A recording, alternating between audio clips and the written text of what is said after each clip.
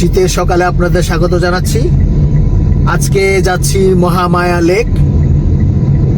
তো মহামায়া লেক যাওয়ার জন্য খুব সকালেই ঘুম থেকে উঠেছি, এখন রওনা করেছি। তারপরও অনেক দূর চলে এসেছি, আর এখন ঘড়িতে বাজে 11টা। তারপরও দেখতে পাচ্ছেন কুয়াশা অনেকটা ঢেকে আছে, এখনো সূর্যের দেখা নাই। আপনারা জানেন একটা শৈত্য প্রবাহ চলছে। এই শৈত্য প্রবাহ কখন থামে বা কখন শেষ হয় সেটা আমরা বলতে পারবো না, এটা হয়তো আবহাওয়াবিদ যারা আছেন ওনারা বলতে পারবেন। তো আজকে মহামায়া লেক, যেটা আমরা ফেনীর পরবর্তীতে চট্টগ্রামের পথে, সেখানে আমরা যাব। আজকে সারাদিন থাকবো, টং দোকানে চা খাবো, খুপরি হোটেলে ভাত খেয়ে নিব, আর সারাদিন ঘুরবো। সেখানে আপনারা আমার সাথে থাকবেন, আশা করছি আপনাদের সবার ভালো লাগবে। চলুন তাহলে যাওয়া যাক। মহামায়া লেকের কাছাকাছি চলে আসলাম, মিরেরসরাই, চট্টগ্রাম। ভেতরে প্রবেশ করছি আমরা। এখানে গেটে 20 টাকা করে জনপ্রতি দিতে হয়। আমি সেই ফর্মালিটিস মেনটেন করে ভেতরের দিকে চলে যাচ্ছি। গেটের বাইরে থেকে কোনো খাবার বা অন্য কোনো নেশা জাতীয় বস্তু ভেতরে নিয়ে প্রবেশ করা যাবে না। দুপাশে অনেকটা বনানী প্রকৃতি, খুব সুন্দর লাগছে।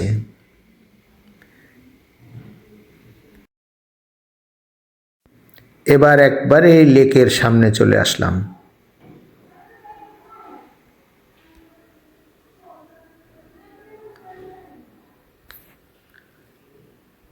গাড়িটা থামিয়ে লেকের সৌন্দর্য দেখছি, অসাধারণ। মহামায়া লেক অনেক দিন আসার ইচ্ছা ছিল, শেষ পর্যন্ত এসে পৌঁছালাম। দুপুর হয়ে গেছে, তারপরও প্রকৃতি খুবই শীতল, ঠান্ডা, মনোরম ওয়েদার। লেকের পাশে সারি সারি বাঁধা রয়েছে স্পিড বোট, কান্ট্রি বোট এবং ছোট ছোট নৌকা, যেগুলো দিয়ে লেকে ভ্রমণ করা যায়। এখানে গেট লাগানো আছে, ভেতরের দিকে যেতে পারবেন না, কারণ এখানে স্লুইস গেট রয়েছে। এখানে একটি ম্যাপে টোটাল এরিয়াটা দেখানো হয়েছে এবং কি কি আছে সে বিষয়ে বিস্তারিত বর্ণনা আছে, আপনারা এখান থেকে দেখে নিতে পারবেন। আমরা ভিউটা সুন্দরভাবে দেখার জন্য একটু উপরের দিকে যাচ্ছি। পাশ দিয়ে একটি রাস্তা অনেক উপরের দিকে চলে গেছে, সেখানে আমরা যাচ্ছি এখন।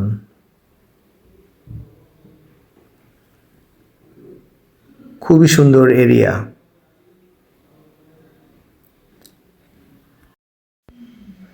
পাহাড়ি এই রাস্তাগুলোকে ঢালাই করে দর্শনার্থীদের চলার জন্য রাস্তা করে দেওয়া হয়েছে। এগুলো একসময় মেঠো পথ ছিল।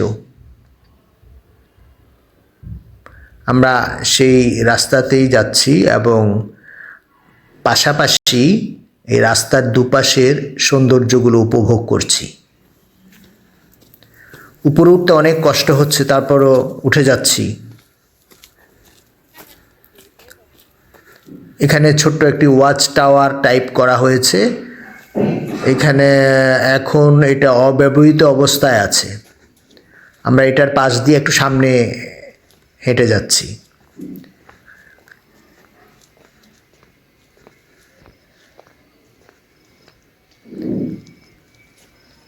এই জায়গা দিয়ে আমরা লেকের ভিউটা দেখতে পাবো।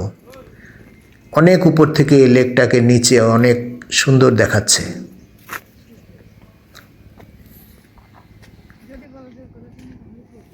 আমরা আরও সামনের দিকে এগিয়ে গেলাম। এবার রাস্তাটা একটু বিপদ সংকুল। একদম শেষ প্রান্তে এখানে কিছু দর্শনার্থী রয়েছে যারা ছবি তুলছেন।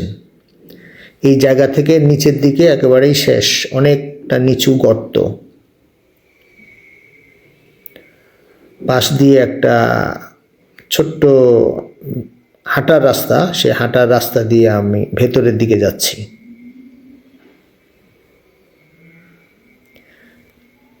সবই ঘন জঙ্গলে পূর্ণ। অনেক সময় এই জঙ্গলগুলোতেই ঘুরতে ভালো লাগে, তবে সাবধান, বর্ষার সময় এই ভেতরের জায়গাগুলোতে যাওয়ার চেষ্টা না করাই ভালো, কারণ তখন ভেজা মাটিতে পা দেওয়াটাই অনেকটা কঠিন হয়ে পড়ে। দুপুর 1:30টার দিকে কিছুটা সূর্যের আলো পেলাম।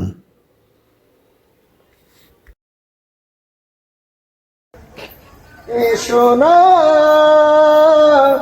ও আমার মনের মন, এসো না ও আমার জীবনের জীবন, এসো না ও আমার আপনের আপন, এসো না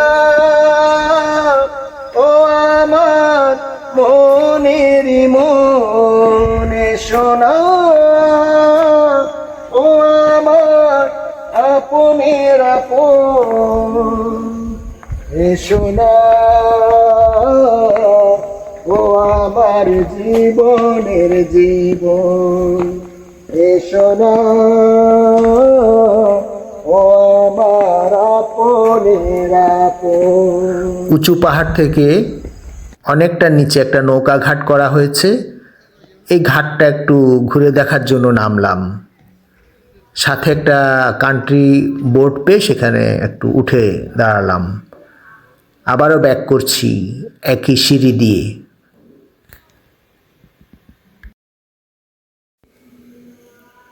মহামায়া লেক চট্টগ্রামের মিরসরাই উপজেলার দুর্গাপুর ইউনিয়নে অবস্থিত বাংলাদেশের দ্বিতীয় বৃহত্তম কৃত্রিম হ্রদ। এর আয়তন 11 বর্গ কিলোমিটার। সামনে একজন ফটোগ্রাফারকে পেয়ে গেলাম, যিনি নৌকার বিভিন্ন টিকিট বিক্রি করছেন। ওনার সাথে একটু কথা বললাম। আধা ঘন্টার জন্য হলে 200 তুলতে দেখেন। তো 3 জন 1 ঘন্টা যদি নেই আমরা কত নিবা? 450 টাকা। 450 টাকা। তো এগুলা অনেক বেশি না? জেলা প্রশাসন দেখে না এগুলা? আমি মূলত ফটোগ্রাফার, আমি এই ব্যাপারে কিছু বলতে পারবো না, বুঝছেন? মানে বড় ছোট আছে তো, বড়গুলোতে আপনার হচ্ছে যে 18-19 জন উঠা যায়। তো ওটা একবারে 2000 টাকার মতো লাগে। একবারে ছোট ওই যে একটা যে করছে বেলা ওইগুলো আছে, ওইগুলাতে হয়তো 3-4 জন। এবার এখানের একটা পিকনিক স্পট আছে, সেই পিকনিক স্পটটা একটু ঘুরে দেখব।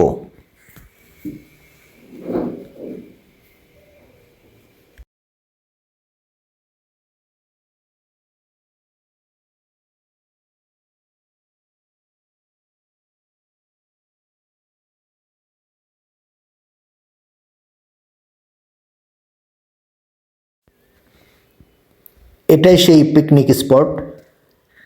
এখানকার প্রতিটা শেড বিভিন্নভাবে ভাড়া দেওয়া হয়। যারা পিকনিক করতে আসবেন তাদের জন্য এই জায়গাটা অনেকটা নিরাপদ এবং সুন্দর। এখানে খুব ভালোভাবে পিকনিক করতে পারবেন।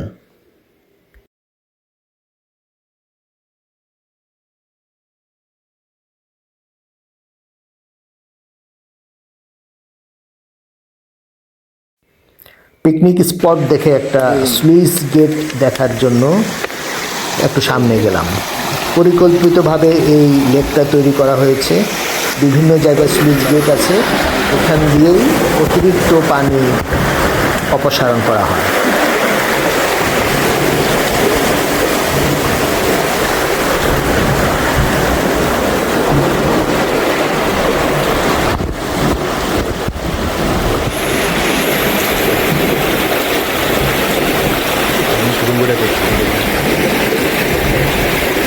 অনেকক্ষণ ঘোরাঘুরি করলাম, খুব খিদে পেয়েছে, তাই দুপুরের খাবারটা সারতে হবে। ভেবেছিলাম টং দোকান পাবো, খুপড়ি হোটেল পাবো, কিন্তু এখানে খুব সুন্দর করে একটা ক্যান্টিন করা আছে, মহামায়া ক্যান্টিন। আবার ক্যান্টিনের বাইরে বিভিন্ন ধরনের নাস্তা বিক্রি করা হচ্ছে। আমরা ক্যান্টিনে চলে যাচ্ছি, এখনই ক্যান্টিনে ঢুকবো আর ক্যান্টিনে বসে আজকের দুপুরের খাবারটা খেয়ে নিব।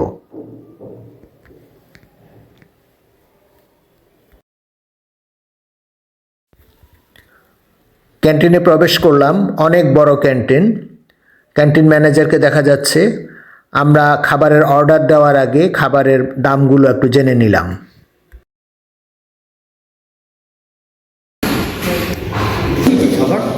আমার আছে মরক পোলাও আছে, সাদা ভাত আছে, আমার দেশি মুরগি আছে, গরু আছে, মাছ আছে, রুই মাছ আছে।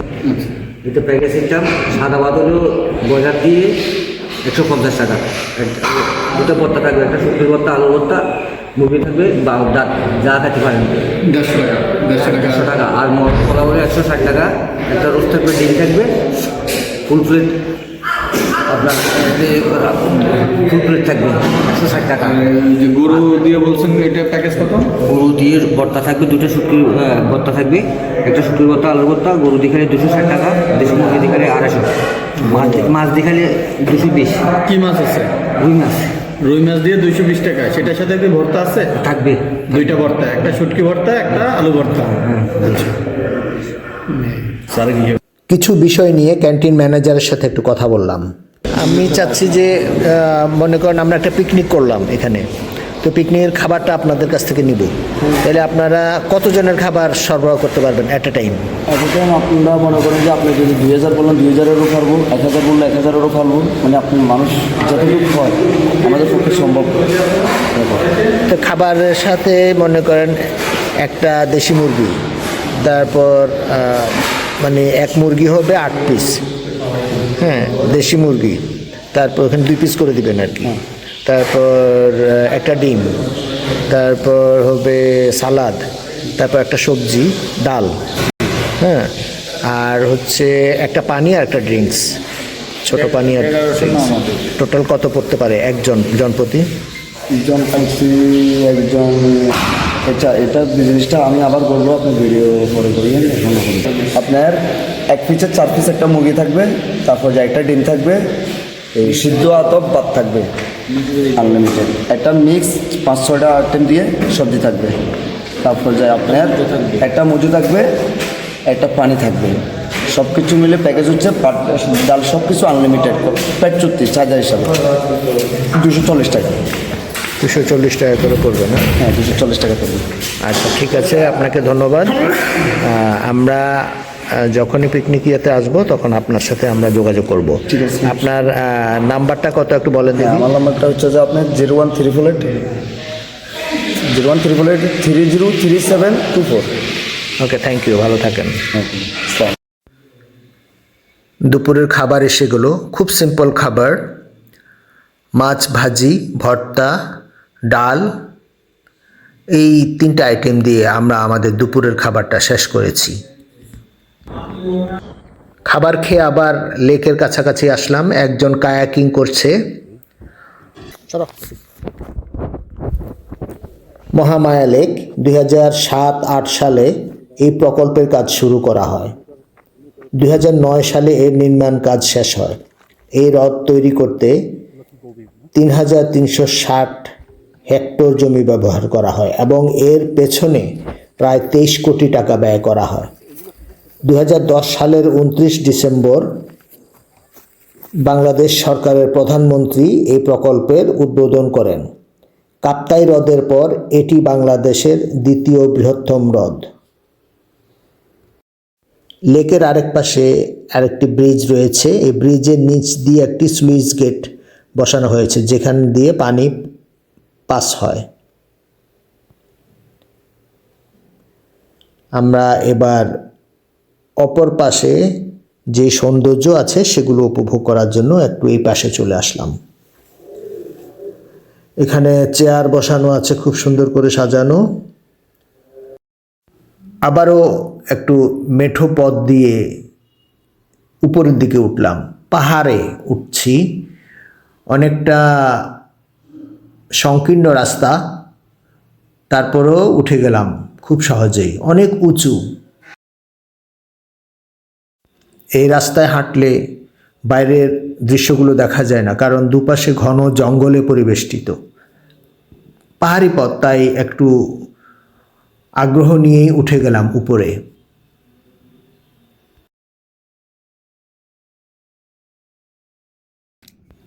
আবারও নিচে নেমে এলাম। এখানে ভিউ উপভোগ করার জন্য জেলা প্রশাসন থেকে সুন্দর সিঁড়ি করা হয়েছে। লেকের পানিগুলো এখানেও রয়েছে, কিন্তু শ্যাওলা দ্বারা ঢেকে গেছে। বিকেল হয়ে এলো, একটু কফি খেয়ে নিচ্ছি। ঠান্ডায় গরম কফিগুলো খুব ভালো লাগছে।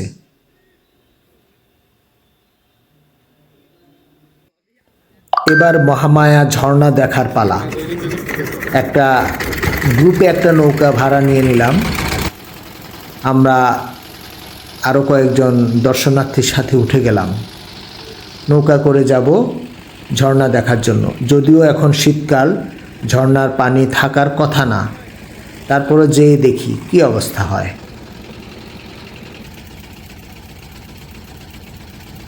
অনেকটা সন্ধ্যা ঘনিয়ে এসেছে, সূর্যটা দেখতে পাচ্ছেন অস্ত যায় যায়।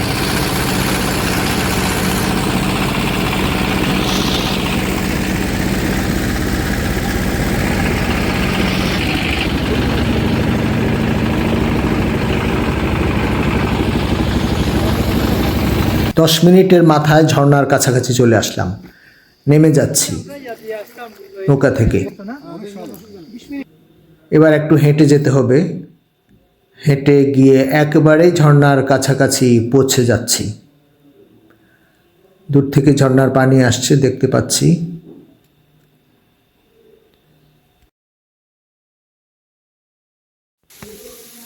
এটাই সেই মহামায়া ঝর্ণা।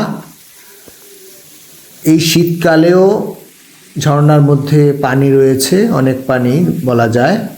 তাহলে বর্ষায় এখানে কি হয় সেটা তো বুঝতে পারছেন। বর্ষাকালে আরও সুন্দর এবং আরও অনেক বড় প্রবাহ থাকবে পানির।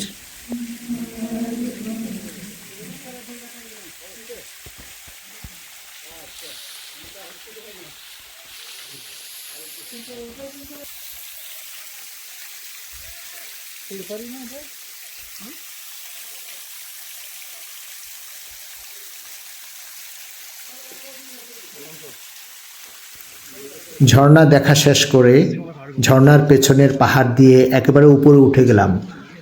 উপরে উঠে ঝর্ণার পানিগুলো কোন দিক থেকে প্রবাহ হয় সেই জায়গাটি দেখতে গেলাম।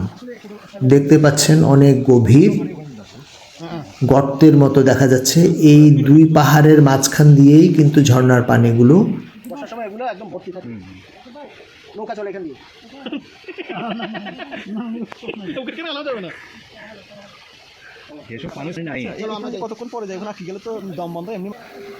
দুই পাহাড়ের মাঝখানে এই ঝর্ণার রাস্তাগুলো। ঝর্ণার পানিগুলো পাহাড় থেকে বেয়ে এই জায়গা দিয়েই ঝর্ণা হয়ে ঝরে যায়। এবার ফেরার পালা। নিচের দিকে নেমে যাচ্ছি। আজকে এখানে মহামায়া লেকের এই ভিডিওটা শেষ করব।